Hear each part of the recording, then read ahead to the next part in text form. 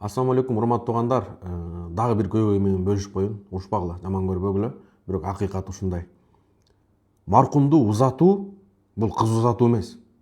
Мейли кыз узатууда, башка тойдо адам жыргап бийлей берсин, ысырапчылык көрө берсин. Бирок маркумду узатууда мынчалык маркумду дагы кыйнабаш керек, ошол маркумдун өтүп кеткен үй бүлөсүн да кыйнабаш керек да. Мал союу проблемасы. Муну президенттин сөзү эмес бул. Ысырап кылбагыла, мал сойбогула деген. Аллах Таала өзү Куранда айткан, жегиле ичкиле, бирок ысырап кылбагыла. Өзгөчө бул жак жетим калып атса, жесир калып атса, кайгыга батып кан жусуп атса, мал сойбой койду, чакырбай койду, жолук бербей койду, ушу менен убарабыз. Нар жактан туугандар келгенче, катташтар келгенче деп жайында 3 күн кармап, өлүктү жыттан жөргө чейин алып барган күндөрүбүз бар. Бул жакшы нерсе эмес туугандар. Маркумду өлүктү өз убагында узатыш керек. Бир окуя айтып берейин, бир эжеке интернетте билим кайрымдуулук кылып жүрөсүң го деп чалды. Бизди дейт, тууганыбыз да эч кимибиз келген жок, күйөөм оорганда бирөөсү да келген жок. Ошол кезде келип, ошол сое турган малдын шорпосун ичирсе, балким көңүлү көтөрүп, ден соолугу чын болуп кала беле дейт. Өлгөндөн кийин бардыгы пайда болду дагы келди, уят деп, туугандарым баары пайда болду дагы келди, бизди карышка жылкы алдырды дагы, бизди жылкы сойдурду. Бардыгы айылдагылардын баары аксакалдар бычагы менен келди, жылкыны бөлүшүп жеп кетти. Кеткенден кийин кошуна келип биздин жалгыз уюбуз бар эле, ушуну уйду талашып атат дейт. Эгер бербесең, уюңду алып кетем тигиндей мындай деп, мен 5 балам менен ушул уйду саап, ушу менен окат кылабыз. Сен мага ошол маркумдун союлган күйөөмдүн немесинде союлган жылкыны, күйөөм өлгөндө союлган жылкынын акчасын берип турсаң, мен сага кайда берем дейт. Уяты бар экен эже. Кээ бирler биз үй бүлөлөргө жардам беребиз да. Бир күн кечирип калса балдар чалып сөгөт. Неге продуктун убагында алып келбейсиң? Бул эже ынсаптуу экен. Ошо сүттүн акчасын чогултуп кайда берем дейт. Кайсы бетибиз менен ошол жерден биз эт жейбиз? Айткылачы. Кайсы бетибиз менен ошол жерде тамак бербей койду деп биз тарынабыз? Бул туугандар өтө аянычтуу нерсе да. Сиз бирөөнүн маркумга, жаназага барсаңыз, сиз өлүмгө барсаңыз, эң жакшы кылганыңыз жаназа.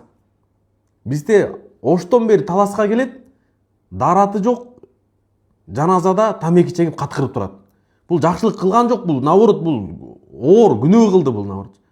Келет дагы биздики кандай? Биз ошо өлгөндүн атасы өлсө, баласына бир көрүнүп колун кармап коюш керек. Сигнал, мен келдим, сен атаңдын немесинде мен келдим, көрүп атасыңбы деген сөздө көрүш керек да. Сизден эң жакшылык кылсаңыз, досуңузбу, кудаңызбы, айылдашыңызбы, жакыныңызбы, ким болбосун, сиз ага барсаңыз, жаназадан өткөн жакшылык жок. Эң жакшылыгыңыз сиз жаназа. Дарат менен барыңыз, тазаланып барыңыз, дуа кылып барыңыз, истихбар айтып барыңыз, тоо айтып барыңыз, ошол өлгөн маркумга дуа кылып барыңыз, ошол өлгөн өлүктөн үлгү ала тургандай болуп барыңыз да. Бизде жаназа болуп атса, бул жакта коюп атса, өзүбүздүн эле аталарыбыз теңдер каткырып нар жакта ушактуу саясатты сүйлөп отурат. Оозунан бок сөздөр чыгат да. Сиздин балаңыз өлсө, биз бар ошентип каткырып турсак, сизге жагат беле? Сиздин атаңыз өлсө, ошентип биз ошол жерде тамеки чегип турсак, сизге туура эле көрүнөт беле? Туура көрүнбөйт албетте.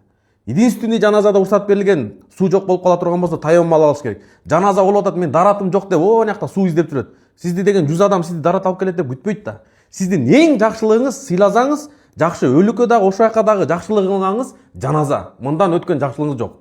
Ким жаназага качса, Меккеге баргандар умрага өндет. Ухуд тоосундай сооп берилет деген. Ухуд тоосу деген бул жагы 8 километрбу, бул жагы 40 метр, ошондой чоң сооп берилет деген. Эгер барып жайына чейин кое турган болсо, 2 кырат сооп берилет деген туугандар. Биз жаназага жөн эле барбастан сооп да алабыз да. Ошого туугандар биз жаназасына катыш керек. Тамак-самакты, могу нерселерди токтотуш керек. Ичпейм деш керек колдон келсечи. Мен бир да жерден мына жаназага барганда тамак ичпейм. Анан кийин аны сындап, канча эли болду, канча неме чыкты, жолук бербей койду, мен туура эмес өткөрүп койду. Биякта адам өлүп атса биз кыжалат болобуз да. Мал сойгон бул туура эмес туугандар. Бул кредитке алып союп атат, кредитке алдырып мал сойдуруп коюп атат. Кайсы бетибиз менен, бет барбы бизде, урматтуу туугандар? Бул нерсени токтотуш керек.